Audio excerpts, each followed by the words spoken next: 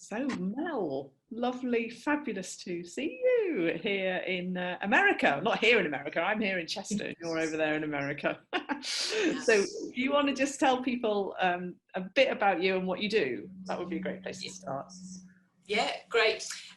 Yes, I'm Mel Carlen. I'm the VP of Operations here in Moneypenny, US. And what does that mean? That means heading up our US operation for all things from sales through to delivering wow for our clients. Wow, wow indeed. And you haven't been doing that very long, have you, this role? You've only been out there a short while. Yeah, so I've been out here since July, so it's just over 6 months. So some of it is still new and I'm still learning, but some of it I've really got to grips with. A different culture, but almost the same Moneypenny love. Oh, brilliant. Okay. What I want to do, Mel, is tell people a little bit about your story, because we've known each other for a few years now. And I'd love people to hear a little bit about your career and where you were before you joined the WLA, and some of your experiences of being in the WLA and how you think it's helped shape your career and shape you as a leader would be good. So let's kick off. Perhaps before you joined the WLA, before you have this glamorous job in America, tell me what you were up to. Well, I worked for Marks and Spencer's for 17 years, and I was a middle manager, and I loved my job. I loved the brand, but I think after that length of time, you become a little bit stuck, and I'd probably become a little bit stuck in my career. I was a middle manager, and I was starting to feel a bit invisible. And I think the long tenure, the type of role that I was in, it was easy for me to allow myself to become invisible too. Yeah, that's such a great phrase, actually, isn't it? That does happen so often, doesn't it? We just kind of go through and sometimes you sort of suddenly wake up and think, oh, what's going on? And remind me how you found out about the WLA. So it was literally, we were looking for events locally, and it was at the Chester Grosvenor. What an amazing venue. And it was International Women's Day. It was a couple of years ago. It looked like a fantastic day out. So myself and a couple of colleagues decided that we would come along. Oh, I'm so grateful that you were. They came along the day, weren't you? And you loved the day. I remember us having a really nice conversation. And then you decided to join, didn't you? So what were your original reasons for joining? I think when I came to the actual day, it felt like there was a bit of a light going on. Being in a room with like-minded, inspiring women who were sharing their stories in such a collaborative way. It was inclusive, it felt quite empowering. So it was one of those things that actually put that against where I was feeling a little bit stuck in my career, to see this amazing array of inspirational ladies that were doing lots of fantastic stuff. I wanted to be part of it, and the WLA allowed me to be part of that. So it was really great for me to be able to join. Yeah, I know, because there was the community is quite, lots of people like the community, don't they? That sometimes, I know a lot of women, I don't know if you're the same actually, but a lot of women do struggle with the idea of a women's network and a women's thing. And I personally, maybe I might say this because I run it, but I don't think we're like that, are we? I think we have something different.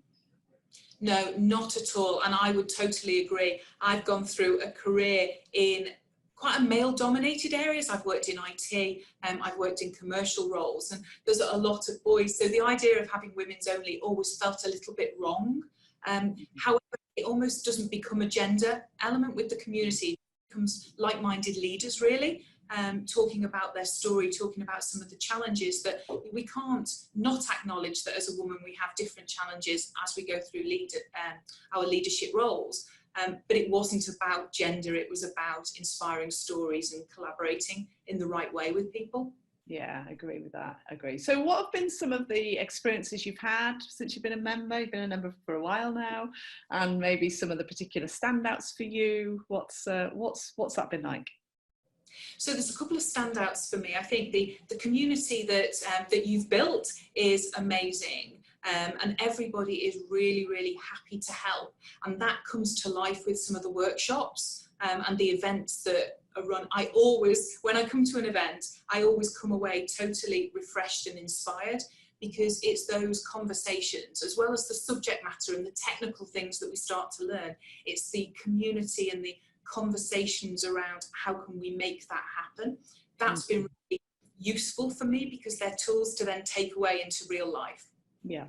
The other one that stands out is the annual goal setting workshops. They're to me that have been so inspiring to help me really, really hone in what is it I want to do this year and how do I want to get there. Yeah, that's right. Actually, we didn't do that one this year, funnily enough. We did a different one because we've done that event for a while, haven't we? But I think you're right. I think that and we're building in more of a program every quarter where we'll be doing that, because I think women quite often get overwhelmed, don't they, and lose sight of where am I in all of this, and what are some of my key drivers that I need to focus on. So yeah, I think it's an important one. I think, though, in fairness, though, the skills that I've got from those, I still do a mind map every quarter. Give me proud, Sandra. I love that. And what would you say have been some of the, or perhaps the biggest benefit or the greatest result you've had from being a member of the WLA now?